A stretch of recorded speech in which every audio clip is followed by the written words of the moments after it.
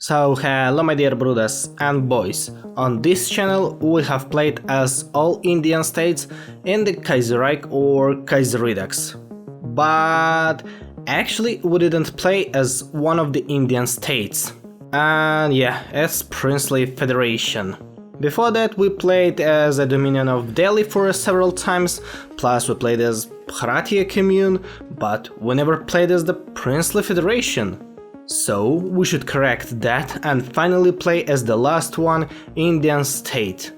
At least before we see the Indian reworked, which is delayed for like several years in the Kaiserreich, but that's not the topic of our today's video. Boys, with that being said, let's start our campaign, and as always, enjoy!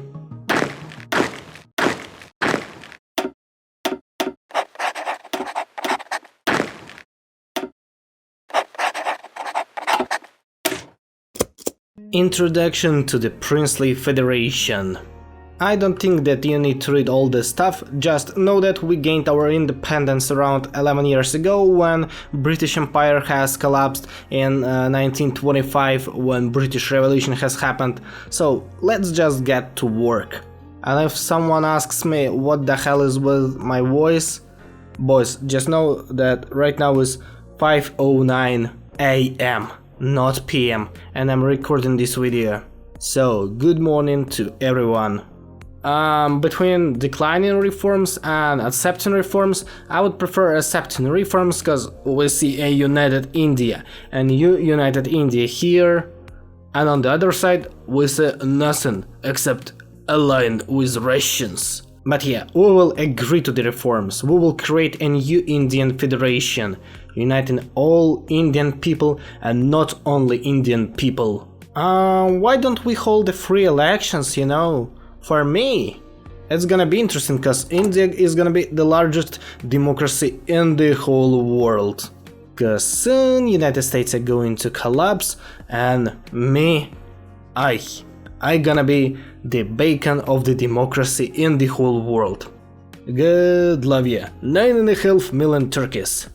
I tell you what, that's some of the countries I've been to. Well, we've got 5 options in our today's elections. Our decision to reform the Council of Princes into a single government position has now demanded the free national election of a suitable candidate. The choices are many, and few amongst the electorate doubt the importance of this new office. The current term limit has been set to 4 years. Okay, so the first option is authoritarian democracy. I don't like it. The second option is social conservatives. Well, it's not bad, but it's not my today's choice. The third option is authoritarian democracy, but with the other prince. The fourth option is social conservatism too, but I don't want to. And the fifth option is liberals, and I would like to elect liberals. Why not? So after this election we have changed the name of our country. Now we are the Deccan Federation with the new Indian flag and Westerners as the ruling party in our state. I guess that my choice is good. So since that year, since 1936, we will start to westernize India. Okay, so Madras didn't want to become a part of our new Indian Federation, in which we unite not only Indians, but other nations and other people too, so they decided to declare war on me. When I said that, unite with me or die, well, they decided to fuck me up. And since that day, Southern India is gonna be reunited. Okay, Social Democratic Mexico has joined the Third International. I don't fucking know why did they do that, but it's Mexico, come on. Mexico can pick a strange name and make strange decisions.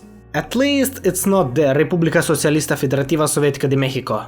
And I guess that first of all we need to sign a pact with the North, with the Dominion of Delhi, because first of all, the Syndicalist threat must be destroyed, and then we can fight one by one. The commune is strong enough on its own. Fighting a two-front war would lead to the chaos. Perhaps the Dominion of Delhi would agree to a pact We attack the commune together and then determine who shall rule India afterwards. Even if we lose the war that follows, at least we will never be ruled by the Syndicalist scum. And the government from Delhi has actually accepted our pact. It's worth the chance, honestly. And the next step is gonna be the war against traitors. We will try to make rebellion inside of their country and then we will attack them.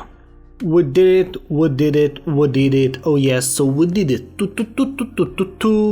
War it is. The war has started only a month ago, but we see that probably in the next months Bharatiya commune is going to fall and capitulate because they can't even fight with us and we are encircling their divisions, then destroy them. 18th of December 1937 we have successfully entered Calcutta, which is the capital of the Bharatiya commune, and the next capital is Dhaka. Plus, just look how many encirclements do we have right now. After 1.5 months of war, Bharatiya commune has capitulated. Now let's divide their lands. So I have actually fully fucked up the Dominion cause I took the whole Bharatiya commune. Well, they did some work too, but they don't deserve to have any lands from that treatment. Boys, we made a significant reform. We renamed Bombay to Mumbai. Finally, the real one base name of the Indian city. Only in Mumbai. Let's try to trick the same focus with the Dominion of India that we did with the Bharatiya commune. We will initiate rebellion in Kashmir region.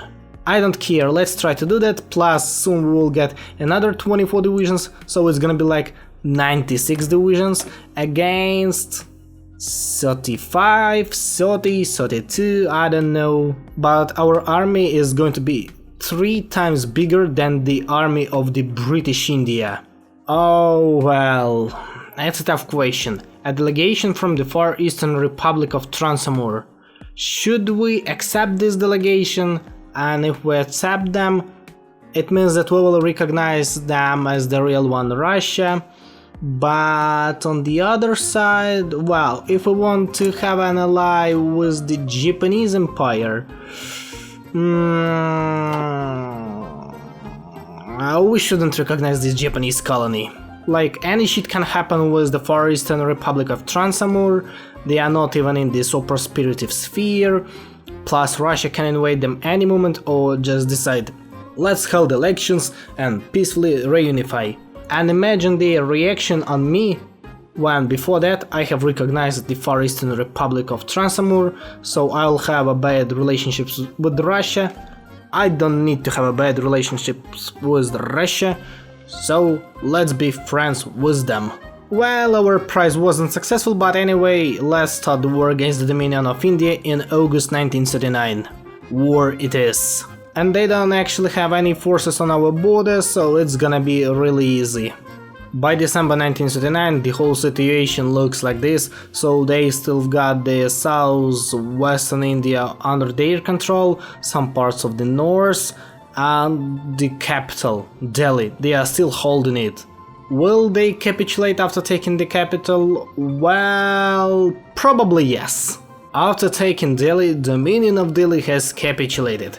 Great news. Victory in the north. We have driven the perfidious British lapdogs from the continent. The time has come to win the peace for all India by sending an envoy to Delhi's masters and demanding they and their war against us leave our people be. Propose an armistice. So we signed the peace with all of them except the Union of South Africa. Nice. Yeah, they are the only one country which is fighting against us. But who cares, because I can still pick India is united. United forever in friendship and labor, our mighty republic. Oh, well, that's another song. Not for that video. Guys, the thing is that I can't go further because I need to be at peace, and we've got Union of South Africa. So let me set as the Canada, annex the South African Union, and after that switch back to the India, cause Union of South Africa is a horrible sin. Now that looks even better than it used to be before. As you may see, the German Empire is close to their collapse, so let's try to take some pieces of their great empire back to us, and we will claim Ceylon. Well, we didn't even need to start a war against Nepal, they just submitted to all our demands and they are going to become my puppet. Now they're just a Republic of Nepal. I know that Sikkim is ruled by the handsome man with the great sunglasses and a stylish hairstyle. But sorry Baruda, you must be destroyed and incorporated to the India. Well, if you submit to be under the Indian government, you can live to be a ruler of Sikkim, but inside of India, not as an independent state. Handsome people are respected in India. Now Ceylon and Maldives belongs to us. Since that moment, those stupid-ass rich Europeans can go and rest in the Deccan Federation. With gaining Sikkim, we will also gain Tibet to our sphere of influence. And it's great because Tibet is a strategically important region, because all of Southeastern Asian important rivers starts in Tibet. So who controls the Tibet controls all of those rivers. And my next enemy is gonna be Burma. So they are in the German alliance. Remember, the German Empire is collapsing, so we need to take as much lands from them as it could be possibly done. But even now, India and our sphere of influence looks great. We've got Nepal, we've got Tibet, we have incorporated Sikkim, and the next enemy is gonna be Bhutan and Union of Burma. That's pretty much everything that we can incorporate and that we can include in our sphere of influence, because after that we see Siam, which is in the slavery sphere of the Japanese Empire, and we won't touch them. Like 135%. Holy shit, Russians, please don't take Berlin as fast as you do it, because I still need to crush Burma while it is in the German alliance to easily conquer them. Bro, just don't move as fast as you do, please. Austrians don't support Germans in war against you, so don't go as fast. Please, don't come too fast. Now let's attack Burma and Bhutan at the same time. It is something like a double come from my side. And my trip to Rangoon is gonna be pretty easy. And of course, not only easy, but soft. I will visit so many excursions during my trip to Rangoon, you can't even imagine. Oh my, so Japan herself offers me to join their alliance. Well, and we will accept their offer. So now we are the member of the East Asian Prosperity Sphere. But it's like an economic structure. Finally, we see the collapse of the German Empire with their puppets, and I will take the chance to annex Burma and take some more territories of the German Empire. Well, Burma is mine, plus I took those Andaman Islands. Am I right? I don't know. So I took all that stuff, and that's way more than enough for me. Sheesh man, my sphere of influence looks great. And my total population is almost 420 million people living in India. What about Europe? Well, Europe is fucked. What about India? India is the beacon of democracy and liberalism in Asia.